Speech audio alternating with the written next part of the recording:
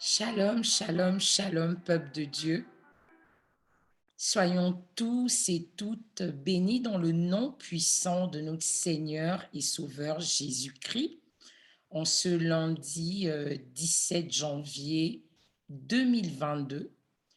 Que la grâce, l'amour, la miséricorde de notre Seigneur Jésus-Christ soit sur chacun de nous, sur nos familles, sur tout ce qui nous entoure, sur le monde, les territoires, les régions, les pays, sur les autorités, toutes les personnes qui prennent des décisions qui peuvent affecter nos vies, qui peuvent affecter nos familles, dans le nom puissant et glorieux de Jésus-Christ. Ayons toujours cette habitude de déclarer des bénédictions dans le nom de Jésus. La parole de l'Éternel nous dit qu'au commencement était la parole et la parole était avec Dieu et la parole était Dieu et que la vie et la mort sont au pouvoir de la langue. Déclarons continuellement, quotidiennement, fréquemment, le plus souvent possible des bénédictions dans nos vies. Que cela soit votre partage et mon partage. Shalom de Maman Uniel, de prière de femmes. Et toutes les mamans, les sentinelles de prière de femmes et de pierres vivantes, vous shalom en ce jour où la grâce de l'Éternel est notre partage. Nous le croyons, nous le déclarons dans le nom puissant et glorieux de Jésus-Christ. Alors, nous continuons notre série sur pourquoi bâtir une relation avec Dieu, pourquoi rechercher Dieu, pourquoi avoir soif de la présence de Dieu, pourquoi communier avec Dieu, pourquoi tout cela, pourquoi est-ce important? Alors, pourquoi bâtir une relation avec Dieu? Partie 3. Alors, nous allons lire une portion de la parole avec vous pour avoir la troisième partie, du moins la troisième réponse, parce que nous en avons déjà eu deux. Nous avons vu que ça nous aide dans les contradictions. Nous avons vu également que ça nous aide à définir dans quel camp nous sommes. Et ça, c'était la deuxième partie. Donc, nous allons lire Deutéronome, chapitre 6, à partir du verset 5 et nous lirons jusqu'à 9. Je lis la parole de Dieu au nom puissant de notre Seigneur et Sauveur Jésus-Christ. Tu aimeras l'Éternel, ton Dieu, de tout ton cœur, de toute ton âme et de toute ta force. Et ces commandements, parce qu'il y en a d'autres plus haut, et ces commandements que je te donne aujourd'hui seront dans ton cœur. Tu les inculqueras à tes enfants et tu en parleras quand tu seras dans ta maison, quand tu iras en voyage, quand tu te coucheras et quand tu te lèveras. Tu les liras comme un signe sur tes mains et ils seront comme des frontaux entre tes yeux. Tu les écriras sur les poteaux de ta maison et sur tes portes. Amen, amen, amen. Le verset 5 nous dit, tu aimeras l'Éternel, ton Dieu, de tout ton cœur, de toute ton âme, de toute ta force. Amen. L'une des raisons qui doit aussi nous conduire, nous encourager à aimer Dieu, à bâtir une relation avec lui, à l'affectionner, à avoir soif d'un moment avec lui, c'est que nous devons tomber amoureux et amoureuses de l'Éternel. Amen. Mon frère, ma sœur, maman, papa, qui que tu sois, tu dois, je dois, moi je le suis déjà dans le nom de Jésus, tu dois tomber amoureux ou amoureuse de Dieu. Et l'amour que nous devons porter à l'Éternel n'a aucune comparaison avec ce que nous ressentons pour les êtres qui nous sont chers, pour les êtres humains. L'amour que nous devons porter à Dieu est sans pareil, sans égal. Donc, l'une des raisons pour lesquelles il faut bâtir une relation avec Dieu, c'est que cela nous permettra de tomber amoureux ou amoureuse de l'Éternel.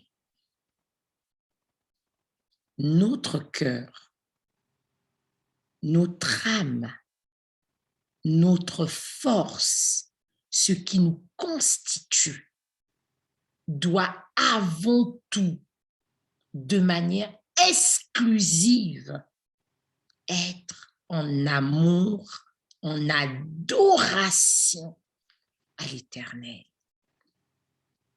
Cette dimension de l'amour n'est pas une dimension charnelle. Cette dimension de l'amour est une dimension d'adoration. Nous n'adorons pas nos époux, nos épouses. Nous n'adorons pas nos enfants. Nous n'adorons pas nos parents, nos frères, nos sœurs, nos amis. Toutes ces personnes, même nos pères et nos mères dans la foi, les pasteurs, les prophètes, les adorateurs, peu importe qui c'est, nous n'adorons personne. Parce que la dimension de Deutéronome, chapitre 6, verset 5, tu aimeras l'Éternel, ton Dieu, de tout ton cœur, de toute ton âme et de toute ta force. De toute ta force ici, c'est toute ta vigueur, toute ton énergie, ce qui fait même l'essence de ta personne. Tout ce que tu as comme force, ton sang, tes gènes, tes veines, tes membres, ton cœur, tout ce qui te permet d'avoir de la vigueur, ton cerveau, ton intellect, toute ta force. Donc, tout ce qui est toi, tout ce qui te fait être cette personne vivante, la force que nous avons nous vient de chaque particule de notre corps. Les yeux, les oreilles, le nez, la bouche, les dents, les veines, le sang, les sucs, tout ce que nous avons, l'œsophage, l'estomac, toutes ces choses sont celles qui font de nous des personnes debout, des personnes en santé. Et même quand nous sommes malades, cette force, elle est juste retirée lorsque le souffle nous est aussi retiré. Donc, quand on dit de toute ta force, c'est de tout ce qui te constitue, même dans les parties qui ne sont pas visibles au microscope. Tout ce qui est toi doit aimer l'Éternel. Donc, c'est une dimension de l'adoration. Et toujours le chapitre 6, verset 5 de Deutéronome nous dit « Tu aimeras ». C'est au futur. Qu'est-ce que ça veut dire? Notre être est certes attaché à Dieu par la création, mais aimer Dieu de manière humaine, nous apprenons à le faire. Nous devons avoir soif d'y arriver, mais pas aimer de la bouche, pas aimer pour dire « Seigneur, donne-moi le souffle de vie, Seigneur, protège-moi, Seigneur, viens à mon secours, Seigneur, délivre-moi de la maladie, des œuvres du mal, de la pauvreté, du célibat, du chômage. » Peu importe, ce n'est pas de cet amour qu'il s'agit. Ici, cet amour, c'est du cœur. On dit, c'est en fait, tout ce qui est important pour l'homme n'est pas d'abord visible, n'est pas d'abord perceptible, mais tout ce qui est véritable de l'homme vient de ce qui est d'abord caché du cœur. Visiblement, nous pouvons faire semblant, mais le cœur est l'essence même de ce qui est nous, de ce que nous ne pouvons pas dissimuler, de ce que nous ne pouvons pas manipuler, parce que notre cœur, c'est la racine de ce que nous sommes. Notre âme, c'est la racine de ce qui nous constitue, que nous voyons le corps visiblement, mais l'âme, c'est la partie invisible, intrinsèque, essentielle de ce que nous ne voyons pas. C'est le véritable moi, le véritable vous, le véritable nous. Le corps est ce qu'on voit, mais l'âme est l'être, l'essentiel, l'intrinsèque, ce qui n'est pas palpable, mais qui est véritable. La partie visible, c'est le corps, mais la partie invisible, mais réelle, c'est l'âme, cette dimension de l'amour. C'est la dimension du véritable, c'est la dimension de l'adoration. Donc, pourquoi devons-nous rechercher Dieu, la communion, bâtir quelque chose de fondamental, une véritable relation? Parce que c'est en bâtissant cette relation, c'est en communion, c'est en lisant la parole, c'est en jeûnant, c'est en recherchant constamment la présence de Dieu que cet amour s'enracine, sincère, grandit, progresse, se développe, prend de l'ampleur, nous remplit et s'épanouit, se déverse en nous. Même dans la vraie vie, on peut avoir le coup de foudre. Et d'ailleurs, la parole de Dieu dit, retourne à ton premier amour. Lorsque l'Éternel, nous le rencontrons, lorsque nous rencontrons Jésus-Christ, lorsque nous sommes touchés par le Saint-Esprit, on a comme un coup de foudre, comme une passion. Lorsqu'on vient de donner sa vie en Christ, on brûle. On a tellement envie de faire tout pour ce Dieu, en fait. Et ça, c'est le coup de foudre. Et comme humainement, nous avons le coup de foudre.